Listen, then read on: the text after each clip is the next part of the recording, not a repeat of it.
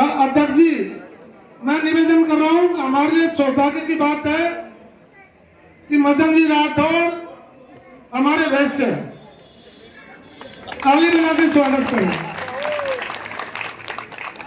बंधुओं, हमारे बीच में पूर्व प्रदेश अध्यक्ष आदरणीय अशोक जी परनामी,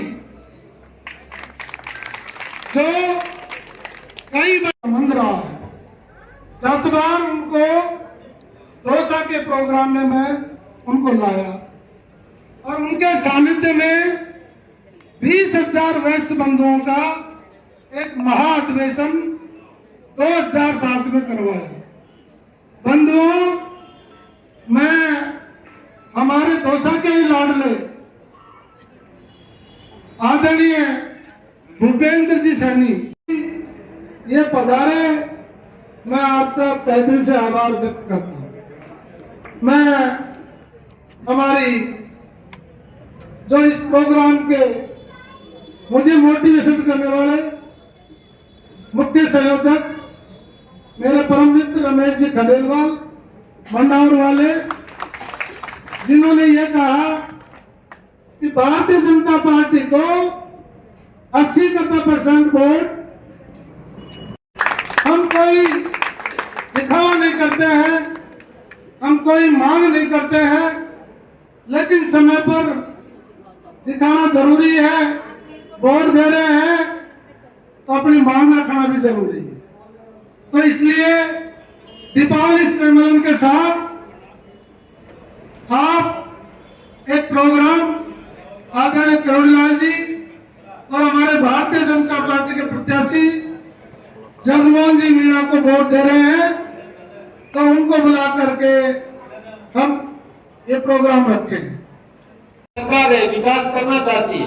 मोदी जी भी राजस्थान पर पूरी कृपा रख रहे हैं और राजस्थान का मुख्यमंत्री भी जो भजनलाल जी है, वो सामान्य परिवार से उठ करके आया, गरीब और एक सामान्य परिवार से जो व्यक्ति चला है, वो व्यक्ति जानता है कि कण कण में किस प्रकार की आवश्यकता है। हमारा आम नागरिक किस प्रकार की कमियां महसूस कर रहा है, वो उस व्यक्ति को पता है। तभी तो उन्होंने सोलर पैनल्स लगाने की घोषणा करी। 40% सब्सिडी सोलर पैनल्स पर देंगे तो प्रत्येक घर में सोलर पैनल्स लगेंगे, बिजली का बिल नहीं आएगा और बिजली पैदा होगी। तो कहा है कि 2027 में हम बिजली निर्यात करने की स्थिति में आएंगे। अभी राजस्थान के मुख्यमंत्री बाहर भी गए।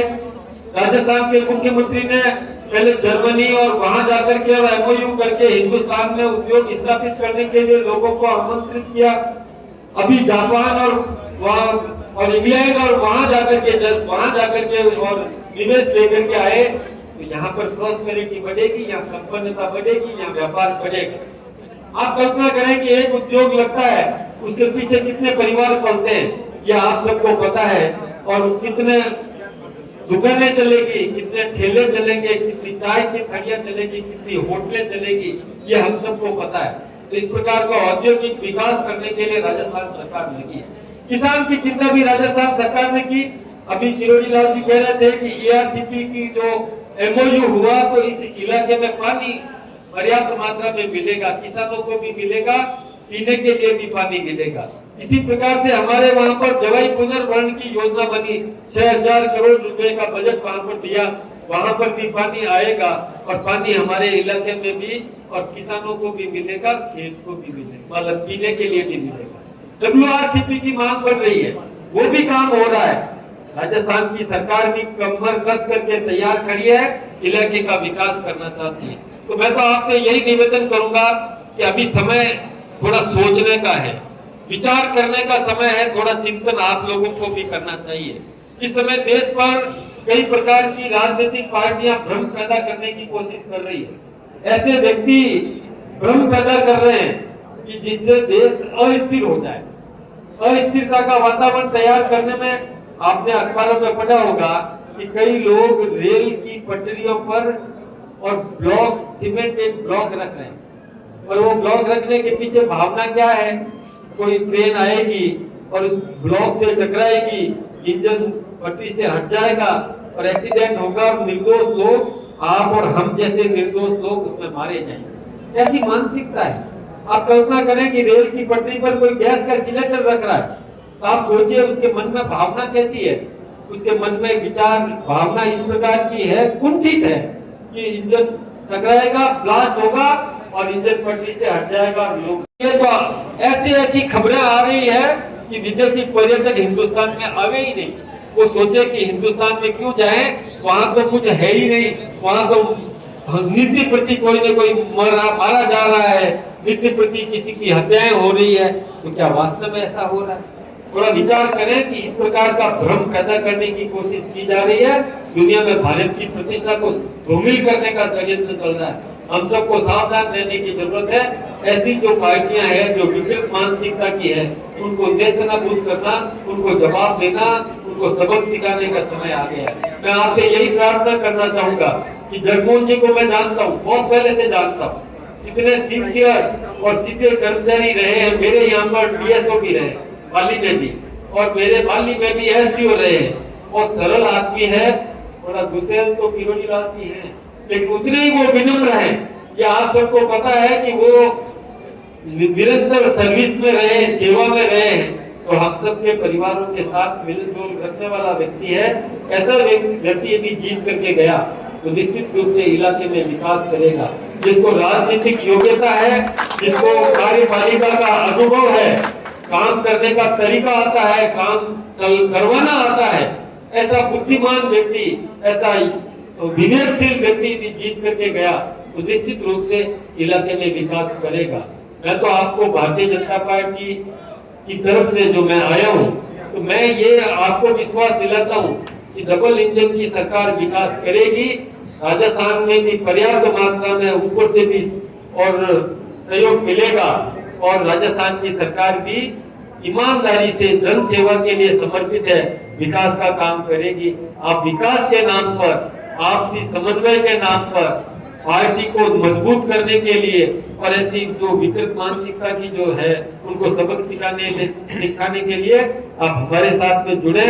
हम सब आपका अभिनंदन करते हैं। आज इतनी बड़ी संख्या में आप यहाँ पर आए और अभी मैं सोचता हूँ कि काफी देर से आप यहाँ पर बैठे हैं, तो मैं आपका फिर से बहुत बहुत अभिनंदन, बहुत बहुत धन्यवाद देता हूँ। आप सबको बहुत बहुत शुभकामनाएं, बहुत बहुत धन्यवाद। भीड़ से बचे और सुनोगे? मंच पर विराजमान हमारी पार्टी के सम्मानित नेतागण, सामने विराजमान समस्त जन प्रतिनिधिगण और लक्ष्मी पुत्र भाइयों और बहनों, जैसे डॉक्टर साहब ने भी कहा कि सभी लक्ष्मी पुत्र हैं, तो मैं भी लक्ष्मी पुत्रों को बहुत बहुत सम्मान देता हूँ। वैसे तो वैसे मैं हूँ, क्योंकि 1978 से मैं इनकम टैक्स में ही हूँ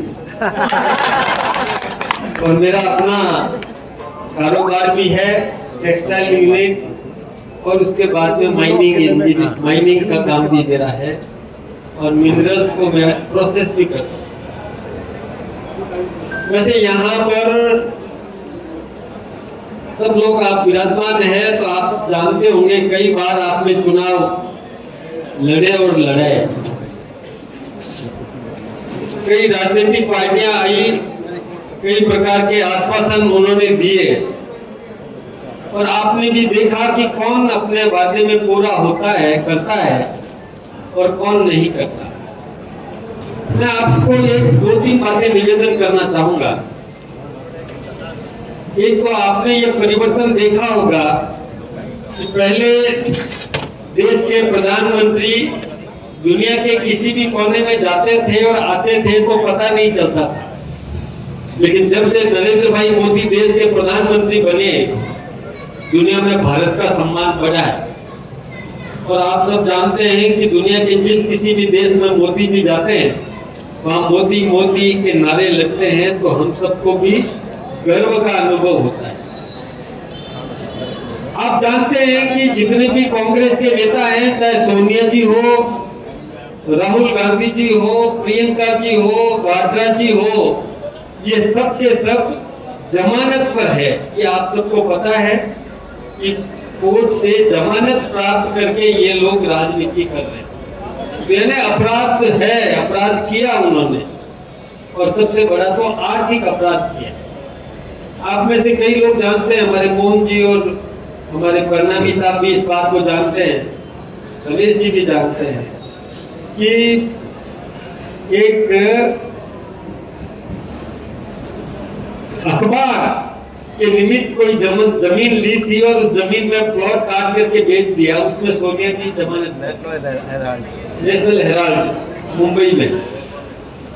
ऐसे कई अपराध उन्होंने किए। चाहे पी चिदम्बरम हो, वो भी गिरफ्तार रहे, जेल में रहे, जेल में से जमानत पर आए। ऐसे कई नेता हैं और उन्होंने अपराध भी इतने किए।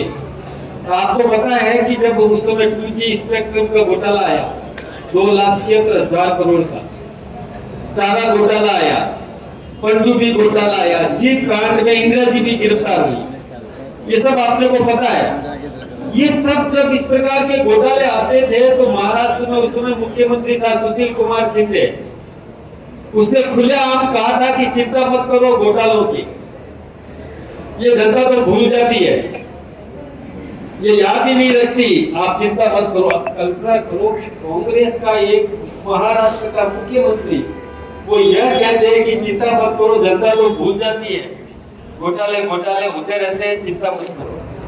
किससे उम्मीद करो? लेकिन जब से परिवर्तन आया हिंदुस्तान में, भारतीय जनता पार्टी की सरकार आई, एक भी घोटाला नहीं, किसी भी प्रकार का घोटाला नहीं।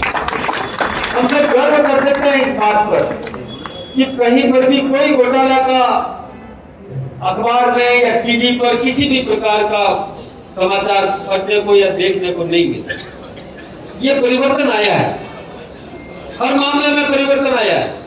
हमारे देश के प्रधानमंत्री Narendra bhai Modi ji come in India, make in India की तर्ज पर भारत में विकास कर रहे हैं और विकास करवा रहे हैं। पहले शस्त्र खरीदते थे बाहर से, अब शस्त्र बनते हैं हिंदुस्तान में, और हिंदुस्तान में बने हुए शस्त्र 275 देशों को हम निर्यात कर रहे हैं। हमारा ब्रह्मोस जिसकी मांग हो रही है, डिमांड है, लाइन में खड़े हैं एडवांस पेमेंट देकर के और इंतजार कर रहे हैं कि कब हमको सप्लाई दोगे। ये परिवर्तन आया है, इस परिवर्तन को याद करना चाहिए। ये गाढ़े पसीने का पैसा आपका है, जिसको इन्होंने पहले कांग्रेस ने लूटा और मोदी जी ने बचाया और विकास के नाम पर और हमारे हिंदुस्तान में लगाया। तभी तो आज डबल ट्रैक के रेलवे इंजन बन रहे हैं, डबल ट्रैक के रेलवे पटरियां लग रही है, इलेक्ट्रिफिकेशन हो रहा है रेलवे का यहाँ पर, और हवाई अड्डों का निर्माण हो रहा है आपके जयपुर में, जो हवाई पट्टी का विस्तार हो रहा है। हवाई अड्डा जो है अभी 6 गुना और बढ़ रहा है, पहले जितना बना हुआ है उससे 6 गुना और बढ़ रहा है। उदयपुर का हवाई अड्डा बना रहे हैं, ये सब काम कर रहे हैं और सड़कों का विकास हो रहा है। हमारे राजस्थान में भी देखिए, राजस्थान सरकार का बजट आपने देखा होगा, इतने विकास में इतना पैसा लगा दिया, इतना पैसा दे दिया जिसकी कल्पना भी नहीं कर सकते थे। इतना पैसा विकास के नाम पर राजस्थान सरकार ने भी लगाया।